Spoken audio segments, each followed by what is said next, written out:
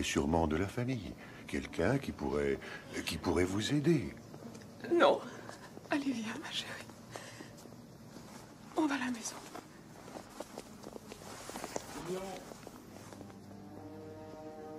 Léon. Léon. Léon. Léon.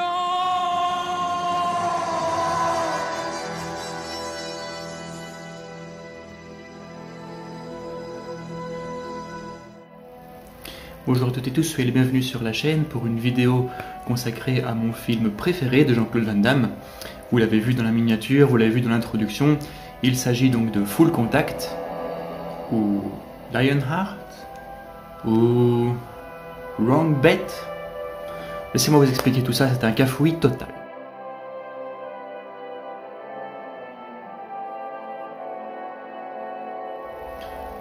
Alors oui, il est normal qu'un film ait plusieurs titres, surtout par rapport à la traduction. Mais ici, c'est quand même assez dingue le nombre de titres qu'il existe pour ce film. Et en plus, certains n'ont pas vraiment de lien avec le film. Généralement, le titre du film est censé rappeler un petit peu ce qui se passe dedans. Mais ici, on a vraiment affaire à tout et n'importe quoi. Le premier titre logique, donc c'est le titre qui a été destiné pour les États-Unis, Lionheart. Pourquoi ce titre est logique? Tout simplement parce que dans le film, Cynthia, qui organise donc les combats pour des personnes fortunées, donne ce nom à Jean-Claude Van Damme. Elle donne le nom de combattant, Lionheart, à Jean-Claude Van Damme. What's your other kid's name? Lionheart. L'Australie s'en sort bien aussi, avec le titre Wrong Bet. C'est encore une fois un lien avec le film, dans le sens où des gens parient sur des combats. Et cela fait aussi écho à une réplique qu'on entend dans le film à un certain moment. The whole bet's on Attila.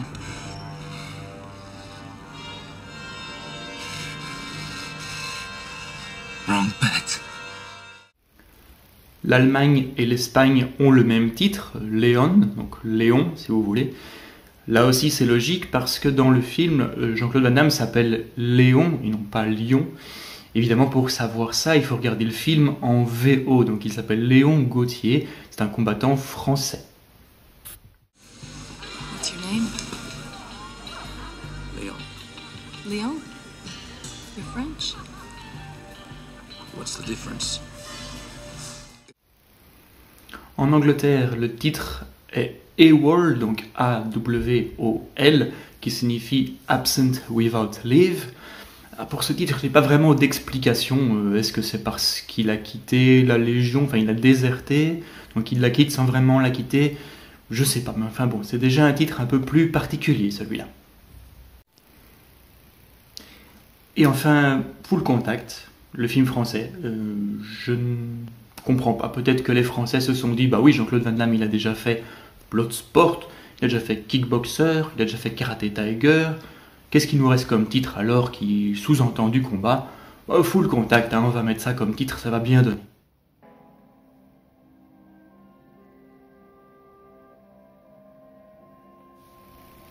Alors donc c'est vrai, ce qui a été reproché dans les précédents films de Van Damme, c'est son pauvre jeu d'acteur, j'en avais déjà parlé donc dans Bloodsport. Pour beaucoup, Van Damme est une sorte de énième Monsieur Muscle, seulement capable de jouer dans des films de coups de poing, coups de pied, des films de karaté.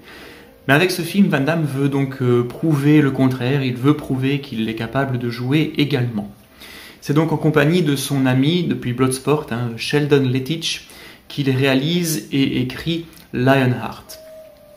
Dans ce film-là, ses lignes de dialogue sont quand même beaucoup plus travaillées, il en a déjà beaucoup plus qu'avant. Il veut prouver qu'il est capable de faire autre chose que des coups de poing, coups de pied. Il veut également dégager de l'émotion avec ce film. Le but du film, donc, c'est donner un Van Damme nouveau. C'est arrivé à la fin de la semaine dernière. Vu la gravité de ces brûlures, honnêtement, je me demande comment elle a réussi à tenir aussi longtemps. C'est parce que je lui avais dit que je serais là toujours pour lui. Je comprends votre douleur.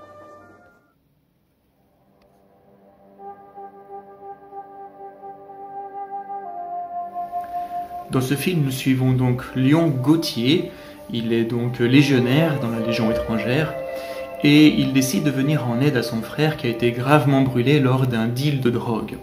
Il arrive donc clandestinement aux États-Unis et là donc il s'aperçoit que sa belle-sœur et sa nièce ont de graves problèmes financiers et sont à 2 doigts en fait d'être mis à la porte de leur appartement. Dans le but de leur venir en aide, il va participer donc à des combats que l'on peut appeler clandestins, dans lesquels beaucoup d'argent sont mis en jeu. Mais s'ajoute à cela que la Légion a envoyé 2 légionnaires afin de le retrouver et de le ramener.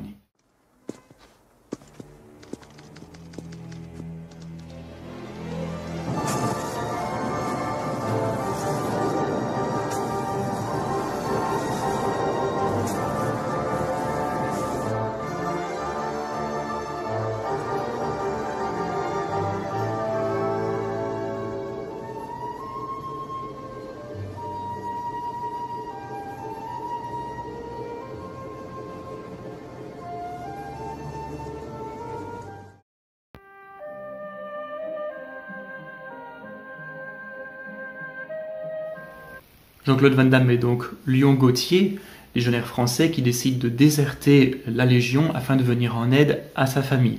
Il participera à des combats à l'enjeu de plus en plus important et obtiendra donc de l'argent pour aider sa belle-sœur et sa nièce. Léon est un personnage au grand cœur qui pense d'abord aux autres avant lui-même. Laisse-moi te dire une chose, Joshua. Ce que j'ai fait ce soir, je l'ai fait pour ma famille. Pas pour vous. Ni pour moi.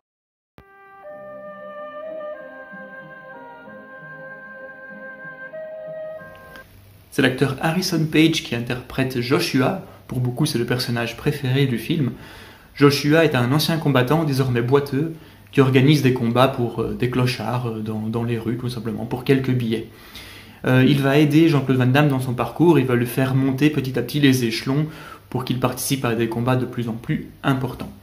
Il est intéressant de noter que l'acteur, dans ce film-là, a un débit de parole extrêmement rapide.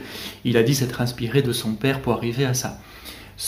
Le fait d'avoir un débit de parole très rapide a dérouté Jean-Claude Van Damme, pour qui l'anglais n'a jamais été quelque chose de très simple, surtout à ses débuts.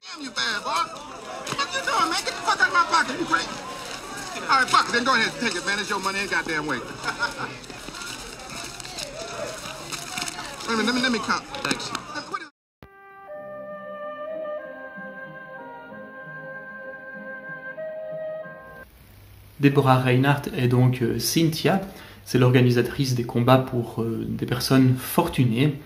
Elle va tenter tout au long du film de séduire Léon, mais en vain, rien n'y fera. Il restera complètement insensible à ses charmes, ce qui aura tendance donc à la vexer. Elle n'aime pas trop qu'on lui résiste. Et pour se venger, on va dire ça comme ça, elle va mettre des bâtons donc dans les roues de Jean-Claude Van Damme. À noter que dans certaines versions DVD, on n'assiste pas à un pétage de plomb monumental de la part de cette actrice. T'as l'intention de dormir dans le couloir? Non, je vais rester de ce côté avec Joshua. C'est vrai. Vous êtes en pleine romance tous les deux. Je ne suis pas votre jouet. Si vous voulez vous amuser, allez voir Roussel.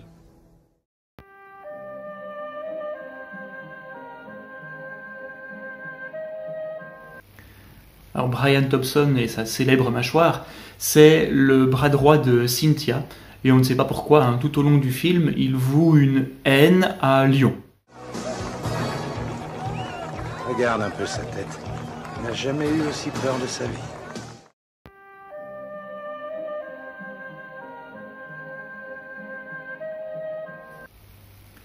Lisa Pélican est Hélène Gauthier, la belle-sœur de Léon. L'accident de son mari la laisse, elle et sa fille, avec de très grandes dettes. Ils sont d'ailleurs menacés d'expulsion. Elle tient Léon pour responsable de ce qui est arrivé à son mari et refuse catégoriquement son aide. Je ne veux pas que tu mettes les pieds chez moi et je ne veux plus te voir tourner autour de ma fille. C'est toi qui as entraîné ton frère dans cette histoire de drogue. Ça, ce n'est pas vrai. Ah oui? Et cette cargaison qu'il a ramenée d'Amsterdam pour toi? Ça, c'est ce que j'ai dit aux flics. François était trop jeune. Je ne voulais pas qu'il aille en prison. À cette époque-là, tu étais encore Oh, je t'en prie, épargne-moi tes bons sentiments. Il aurait certainement été préférable pour lui que tu la fermes et que tu l'aies laissé aller en prison. Il était trop jeune et pas assez fort pour la prison. Je suis sûr que ça l'aurait tué d'être enfermé. C'est la rue dans laquelle tu l'as laissé qui a tué mon mari. C'est pas vrai.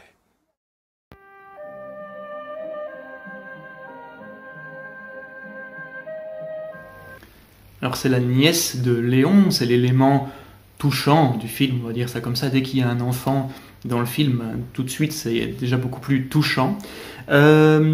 C'est pour l'actrice Ashley Johnson, c'est son premier rôle au cinéma. Après, elle a quand même joué dans d'autres films, notamment en 2012, elle a joué dans The Avengers.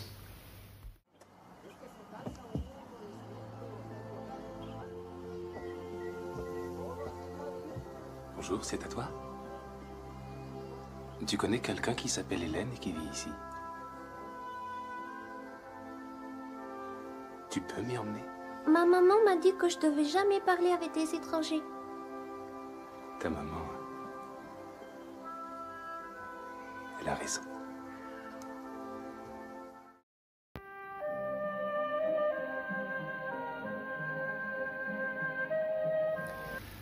Arto et Mustapha sont les deux légionnaires envoyés aux États-Unis afin donc de ramener Léon pour qu'il passe en cours martial.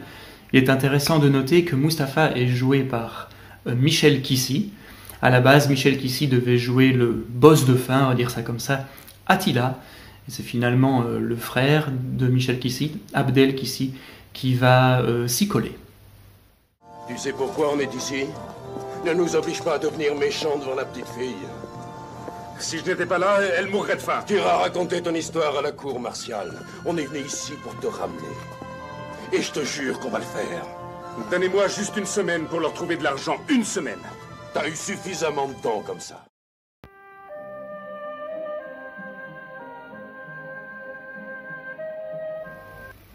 Comme je le disais, Attila est campé par Abdel Kissy, le frère de Michel Kissy. Attila, c'est vraiment le big boss du film. D'ailleurs, on nous apprend qu'il aurait envoyé pas mal de ses adversaires au cimetière. On reverra Abdel Kissy plus tard comme combattant, également adversaire de Van Damme, dans le film The Quest, le grand tournoi.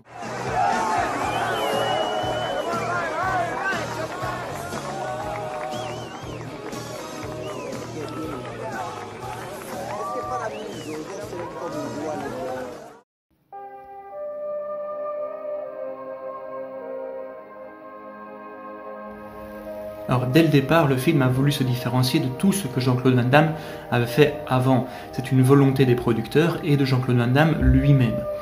Des lignes de dialogue plus nombreuses et bien choisies, un meilleur jeu d'acteurs, et évidemment la présence d'une jeune enfant renforce l'émotion dans le film. S'ajoute à cela une musique orchestrale qui fait mouche. Bref, la carte émotionnelle est jouée et plutôt bien jouée. C'est une véritable réussite pour ce film-ci.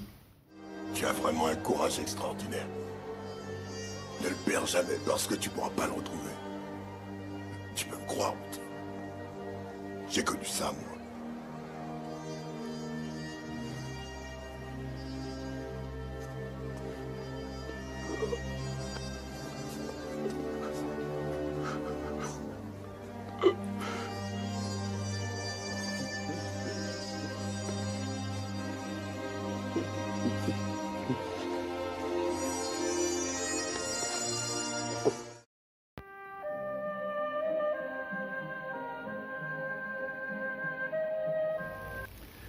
Au départ, une musique très cheap avait déjà été choisie pour le film, mais devant le résultat final, les producteurs se sont dit que ce serait peut-être bien de réorchestrer la bande originale. Ils font donc appel au compositeur John Scott, compositeur britannique, qui apporte alors une composition orchestrale au film, et vraiment là, on peut pas faire mieux, quoi. C'est vraiment un élément central du film, une musique qui dégage énormément d'émotions. On pourrait considérer d'ailleurs la musique comme acteur du film, actrice du film, on pourrait carrément l'appeler comme ça.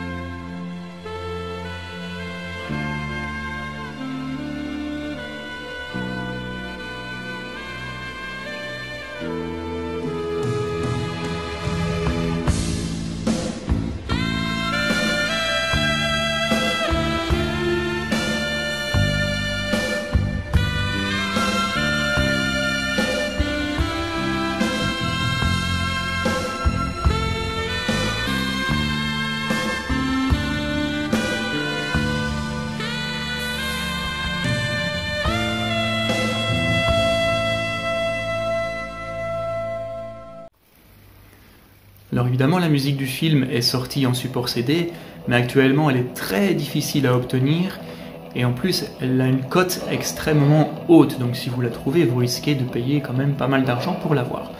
Moi je ne la possède pas, j'ai juste quelques morceaux qui se trouvent sur un CD de Best of Van Damme.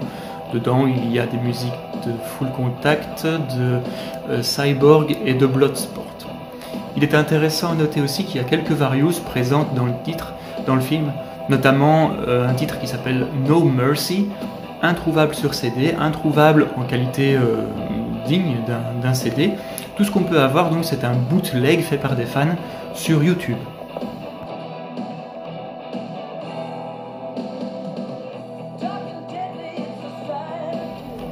Pour ce qui est des combats du film, ils sont chorégraphiés par Frank Dux, Jean-Claude Van Damme et Michel Kissy. Comme pour Bloodsport, Jean-Claude Van Damme utilisera la tactique des différents angles de caméra afin de multiplier un coup.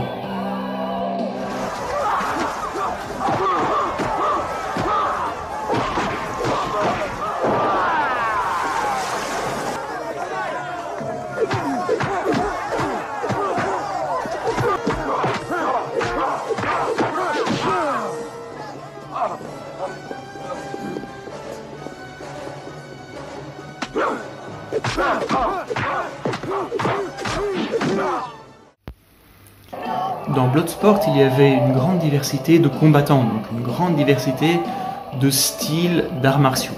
Van Damme faisait également parler de toute sa technique dans le film Bloodsport. Ici, les combats sont corrects, mais en dessous de Bloodsport. Certains combats, notamment le combat final, se résument à un enchaînement de coups de poing ou de coups de pied, et sans plus. Dans Bloodsport, le combat contre Chong Li, Jean-Claude Van Damme utilisait vraiment tout son éventail de coups, tandis qu'ici, le combat contre Attila, il est beaucoup plus laborieux.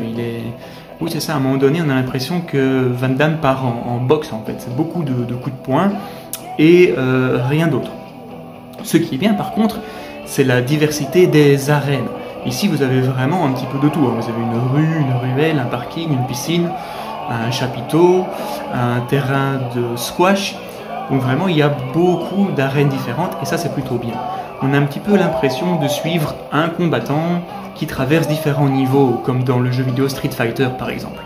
D'ailleurs, en parlant de Street Fighter, jetez un coup d'œil à ceci.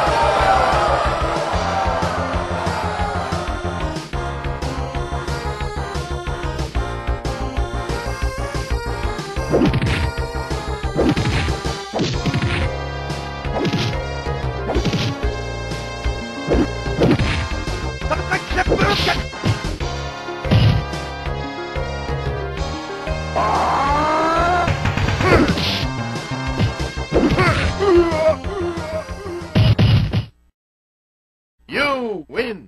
Perfect.